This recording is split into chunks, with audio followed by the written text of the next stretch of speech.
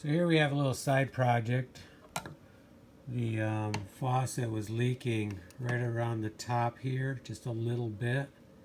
You could see it come out, and some of it then go down underneath on the hose down below that went over to the sprayer.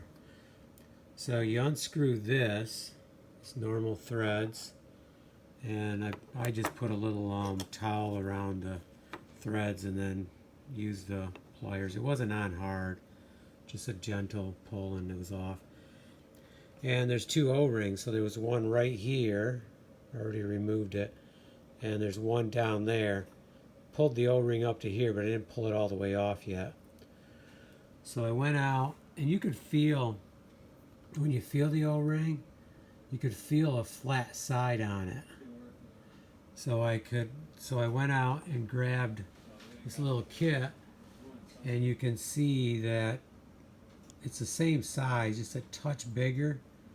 So I'm going to go ahead and replace both of the O-rings with a new one, and then we'll put it back together and we should be good. The only thing I'm a little worried about, this one's, it's definitely bigger, but maybe that's just the wear and tear on this. So it is, so this one should block the water, and it only leaked when you had the faucets on.